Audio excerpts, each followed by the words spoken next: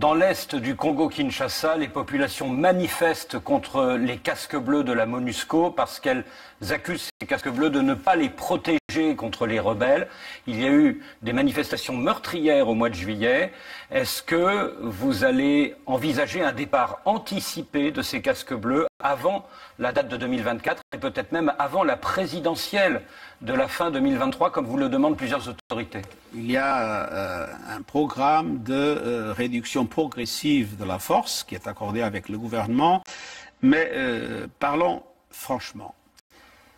Les populations ont le désir et la perspective que les forces onusiennes soient capables de battre les mouvements qui les attaquent et de leur garantir la protection. Mais on est dans une situation extrêmement difficile. Vous voyez l'M23. L'M23 a été, comme vous savez, la raison de ces dernières manifestations. Le fait que les Nations Unies ne sont pas capables de battre l'M23.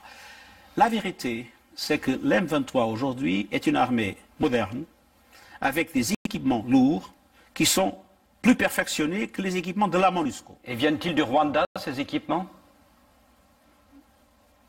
Ils viennent de quelque part. Bon, vous semblez dire oui. Ils viennent de quelque part. De quelque part d'à côté. Ils ne sont pas nés dans la forêt. Ils viennent de quelque part.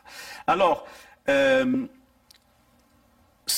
qu'il faut, à mon avis, et c'est l'essentiel, c'est de trouver une discussion sérieuse entre le Congo, le Rwanda et l'Ouganda pour qu'on puisse avoir une perspective conjointe pour éviter cette permanente situation qui nous fait toujours, quand on a un progrès, venir en arrière.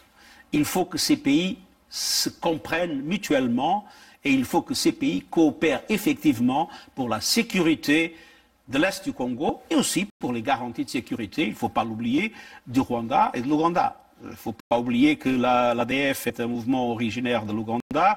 Il ne faut pas oublier qu'il y a encore dans le Congo le FDLR, je ne sais pas comment on dit ça en français, qui est un mouvement sorti des génocidaires des Hutus. Alors, il y a des préoccupations de tous les pays. Il faut qu'ils s'entendent parce que penser qu'une force de maintien de la paix peut résoudre des problèmes quand il y a maintenant des forces militaires extrêmement bien armées, c'est impossible.